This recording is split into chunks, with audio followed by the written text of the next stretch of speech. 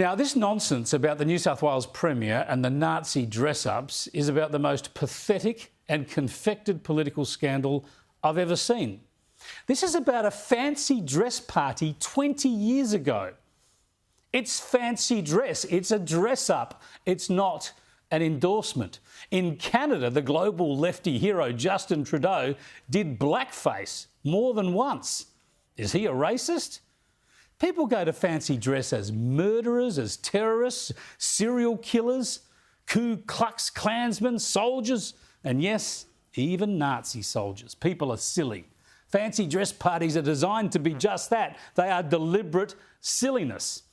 Was it unwise for a bloke already involved in young Liberal politics to wear a Nazi uniform? Well, perhaps. The theme was uniforms and he chose an off outfit for sure. But have a listen to the Shooters and Fishers party in New South Wales today. They want the police to look into a fancy dress choice by a 21-year-old 2 decades ago. The lie is that he didn't declare it in his candidate selection process, and I believe he didn't do it on 3 separate occasions. And he's admitted publicly that this has weighed heavily on him. So why does the Premier of New South Wales get to sign statutory declarations and walk away from it completely? It's not up to his party, it's up to the police to investigate. Give us a break. The only interesting thing about this controversy is who in the Liberal Party has tried to knife Perrottet.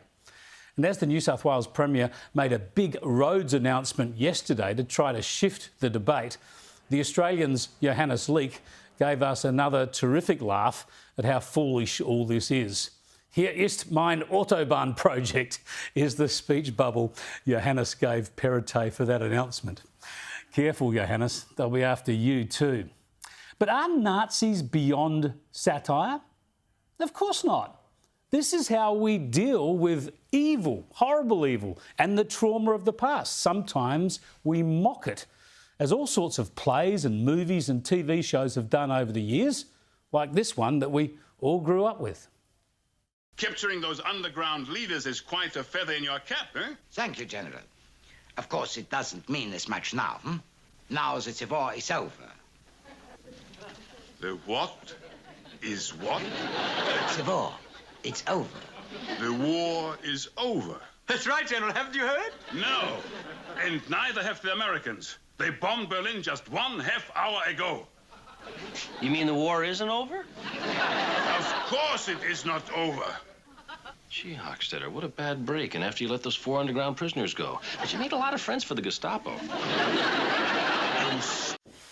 Yeah, Hogan's Heroes, hey? That was all about mocking Nazis. It was fancy dress for a sitcom making fun of one of the darkest periods in global history. But it simply wouldn't fly in this age of confected outrage, I guess. Have a look at this. Colonel, may I remind you that the Gestapo can be very unfriendly. Very unfriendly. You know, I've heard that, and I've often wondered, what's a nice guy like you doing in an outfit like that?